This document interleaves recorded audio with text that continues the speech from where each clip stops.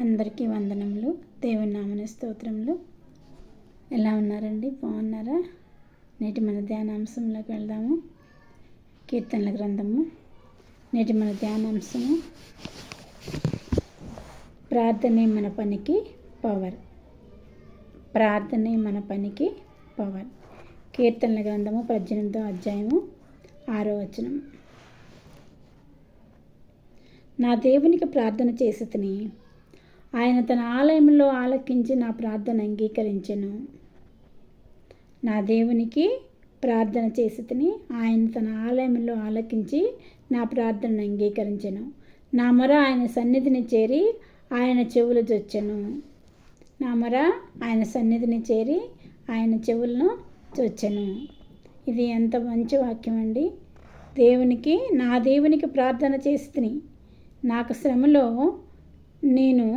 నా శ్రమలో నేను యెహోవాకు మొరపెట్టితిని, నా దేవునికి ప్రార్థన చేసితిని.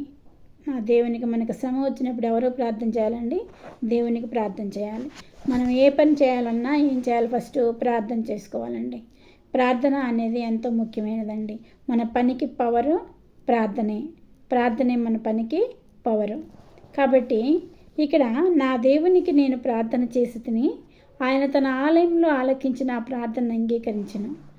ఎంతమంది మనం ప్రతిరోజు మనం చేసే పనుల్లో ప్రార్థన చేసుకుంటున్నామండి? ఎక్కువ పర్సెంట్ చాలామంది ప్రార్థన చేసుకుంటారు. ఒకవేళ చేసుకోకపోతే ఈ రోజు నుంచి మొదలు పెట్టండి. మనం ఏ పని చేయబోతున్నా ప్రార్థనతో స్టార్ట్ చేసుకున్నట్టయితే ప్రార్థనే మన పనికి పవర్. కాబట్టి తప్పకుండా మన విజయము సాధిస్తామండి. పవర్ అంటే ఏంటండి? కరెంటు. ఓకేనా? సో ఇక్కడ పవర్ఫుల్గా ఉండాలి. ప్రార్థనే మన పనికి పవర్. మన ప్రార్థన మన పని అవ్వాలి అంటే ప్రార్థన చేయాలి. ఆపత్కాలంలో నీవు నన్ను గూర్చి మొరపెట్టుము, నేను నిన్ను విడిపించదను. ఆపత్కాలంలో నీవు నన్ను గూర్చి మొరపెట్టుము, నేను నిన్ను విడిపించదను. నీవు నన్ను మహింపరచెదవు. మనకి ఆపద వచ్చినప్పుడు ఎవరికి మొరపెట్టాలి? యెహోవా తండ్రికి, యేసయ్యకి మొరపెట్టాలి. మొరపెట్టినప్పుడు ఆయన మనల్ని విడిపిస్తాడు. ఆయన మనల్ని విడిపించినప్పుడు మనం ఏం చేయాలి? ఆయన్ని మహింపరచాలి. ఎలుగెత్తి నేను యెహోవాకు మొరపెట్టినప్పుడు ఆయన తన పరిశుద్ధ పర్వతం నుండి నాకు ఉత్తరం ఇచ్చెను. ఎలుగెత్తి నేను మొరపెట్టినప్పుడు ఆయన తన పరిశుద్ధ పర్వతం నుండి నాకు ఉత్తరం ఇచ్చెను. మనం ప్రార్థన చేస్తే చాలండి, మన యేసయ్య మనకి ఉత్తరం ఇస్తాడు. ఆయన యెహోవా దృష్టి నీతిమంతుల మీదనున్నది, ఆయన చెవులు వారి మొరలకు ఒగ్గి ఉన్నవి. ఆయన యెహోవా దృష్టి నీతిమంతుల మీద ఉందంట. ఆయన చెవులు ఎప్పుడు నా బిడ్డలు ప్రార్థన చేస్తారా, ఎప్పుడు వాళ్ళ ప్రార్థన నేను ఆలకించి వారి మొర ఆలకించి వారికి పని పూర్తి చేయాలా అని యేసయ్య ఎదురు చూస్తూ ఉంటారంటండి. ఇక్కడ ఉన్నారు చూడండి. యెహోవా దృష్టి నీతిమంతుల మీదనున్నది, ఆయన చెవులు వారి మొరలకు ఒగ్గి ఉన్నవి. ఆయన చెవులు వారి మొరలకి చెవియొగ్గి ఆయన ఆలకిస్తూ ఉంటారంట. నీతిమంతులు ఎప్పుడు ప్రార్థిస్తారా, ఎప్పుడు నేను వారి యొక్క కోరికలను తీర్చాలా అని ప్రార్థన చేస్తారంట. ప్రార్థన చేసే వాళ్ళు ఎప్పుడు కూడా ఎవరితో కనెక్ట్ అయి ఉంటారండి? యేసయ్యతో కనెక్ట్ అయి ఉంటారు. కాబట్టి వాళ్ళు ఎప్పుడు కూడా ఒంటరి వాళ్ళు కాదు. ప్రార్థన చేసే వాళ్ళకి లోకంలో ఎవరున్నా లేకపోయినా నేను ఒంటరి వాడిని అనే ఫీలింగే ఉండదు. ఎందుకు? వారితో ఎవరున్నారు? యేసయ్య ఉంటాడు. యేసయ్యతో కనెక్షన్. ప్రార్థన అంటేనే మనం యేసయ్యతో కనెక్షన్.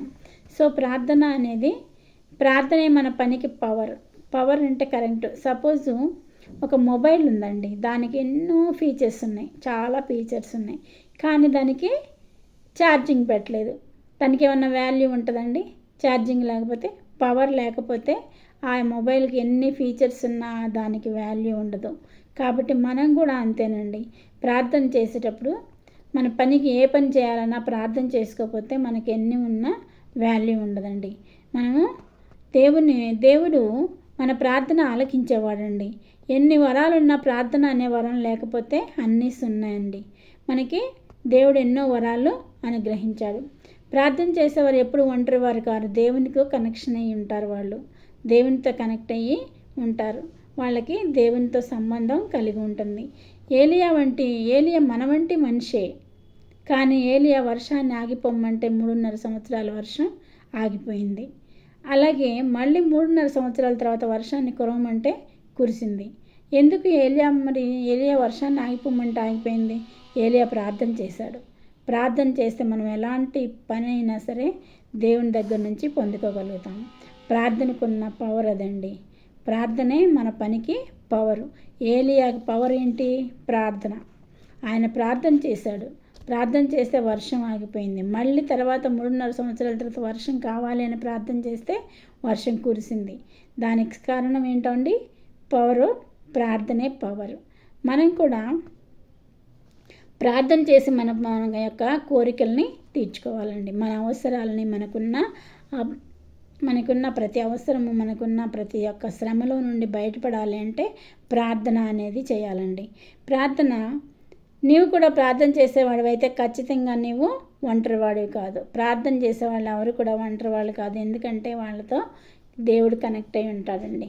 దేవునికి మనకి రక్త సంబంధం ఉందండి. ఎందుకు రక్త సంబంధం? ఆయన సిలువలో మన కోసం రక్తం కార్చి మనల్ని ఆయన రక్తంతో కొన్నాడు కాబట్టి దేవునికి మనకి ఏ సంబంధం ఉంది? రక్త సంబంధం ఉంది. ఒంటరి వాడివి కాదు. మనము మొబైల్కి ఎలాగో ఛార్జింగ్ లేకపోతే వాల్యూ ఉండదు, అలాగే మనకు కూడా పవర్ అనేది లేకపోతే, ప్రార్థన అనే పవర్ లేకపోతే ఏ పని కూడా మనము యేసయ్య దగ్గర నుండి పొందలేమండి. మనకి ఎన్ని వరాలున్నా, ఎన్ని తలాంతులున్నా ప్రార్థన చేయకపోతే ఏమీ చేయలేమండి. మనం పాటలు పాడే వరం ఉంది. పాటలు చాలాసేపు వినే శక్తి ఉంటుందండి కొంతమందికి పాటలు పాడే వరం ఉంటుందండి. కొంతమందికి వాక్యం ఎంతసేపు అయినా కూర్చొని వినే శక్తి ఉంటుందండి. కొంతమందికి వాక్యం చెప్పే శక్తి ఉంటుందండి. ఇలా ఇంకా ఎన్ని రకాలైన తలాంతులు. కొంతమందికి ప్రవచన వరం ఉంటుంది, కొంతమందికి పరిచర్య వరం ఉంటుంది. ఇలా చాలా తలాంతులు అనేవి మనకి యేసయ్య ఇచ్చారు. ఎన్ని తలాంతుల్లో కూడా ప్రధానమైన తలాంతు ప్రార్థన. ఎందుకని? ప్రార్థన అనేది మనకి యేసయ్యకి కనెక్ట్ అయి ఉంటాం, మనం యేసయ్యతో కనెక్ట్ అయి ఉంటాం కాబట్టి ప్రార్థన అనేది ఎంతో ముఖ్యమైన వరం అండి. ఎన్ని వరాలు ఉన్నా మనకి ప్రార్థన లేకపోతే సున్నా అండి. మనం ఎంత బిజీ వర్కర్స్ అయినా సరే మన సమయాన్ని ప్రభు కోసం సమర్పించాలండి. ఎంత సమయం సమర్పించాలండి? మనం ప్రతి విషయంలో ప్రథమ భాగం ఇస్తున్నాం కదా, అలాగే మన సమయంలో కూడా ప్రథమ భాగం ఇవ్వాలి. 10 నిమిషాలు కూడా ప్రార్థన చేసే వాళ్ళు ఉండరండి. కానీ మన సమయం 24 గంటల్లో 2 గంటల 40 నిమిషాలు, మనం 30 నిమిషాలు దేవునికి ఇవ్వాలండి.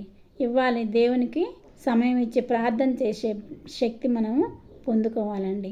ప్రార్థన చేసినట్లయితే మనకి ప్రతి పని కూడా దేవుడు సమకూరుస్తాడు. ప్రతి విషయంలో మనకి విజయాన్ని ఇస్తాడు.